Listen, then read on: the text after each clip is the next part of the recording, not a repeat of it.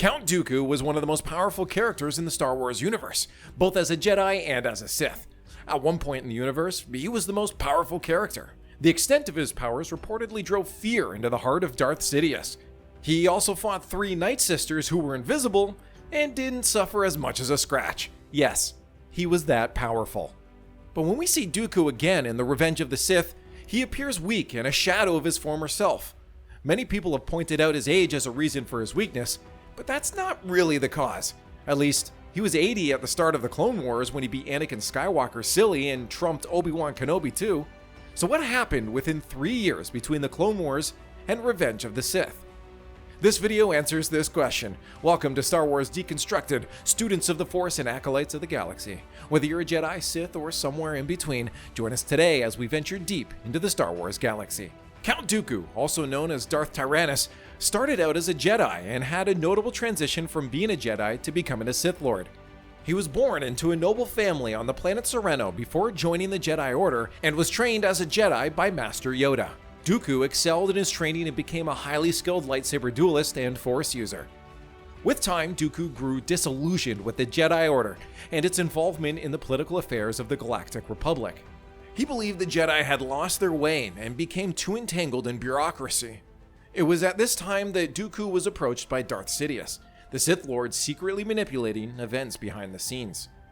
Enticed by the promise of power and the Sith philosophy, Dooku turned to the dark side and became Darth Sidious's apprentice, Darth Tyrannus.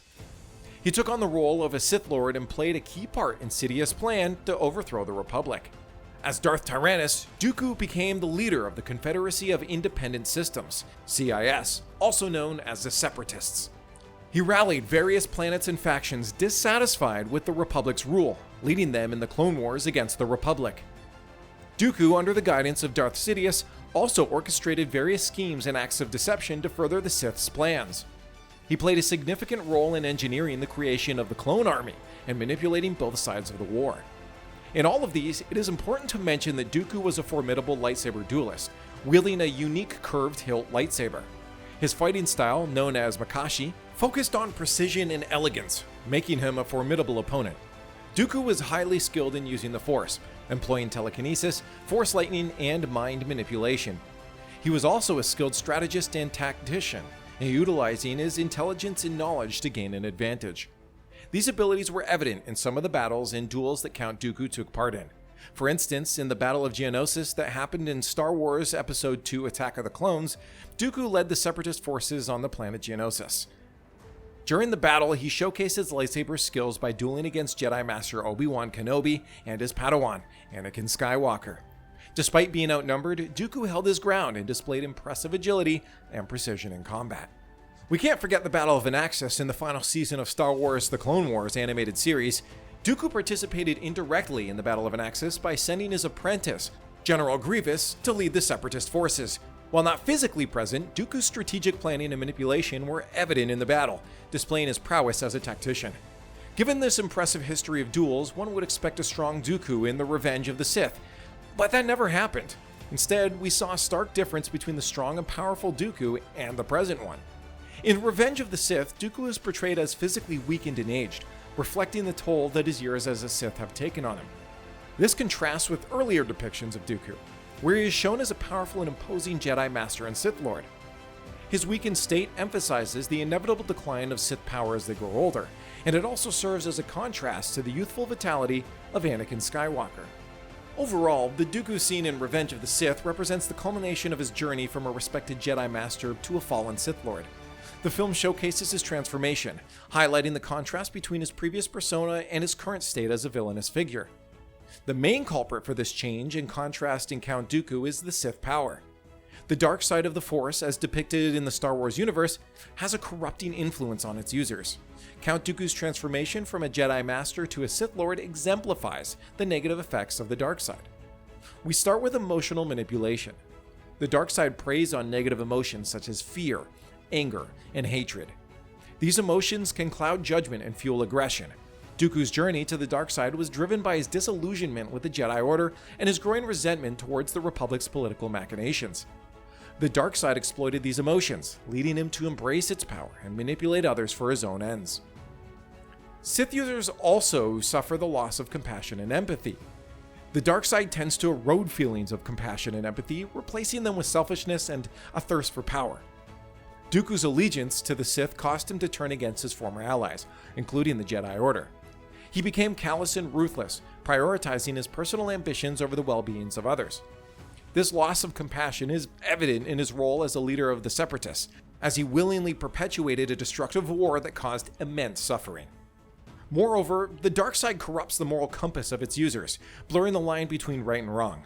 Dooku's actions as a Sith Lord involved orchestrating political unrest, manipulating events, and engaging in acts of violence.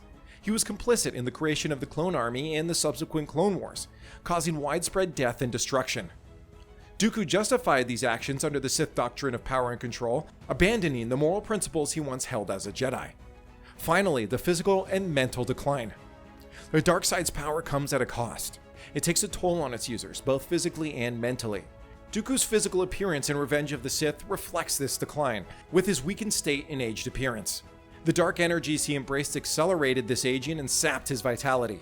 Furthermore, the dark side can warp the mind, fostering paranoia and delusions of grandeur. Dooku's arrogance and overconfidence as a Sith Lord ultimately contributed to his downfall.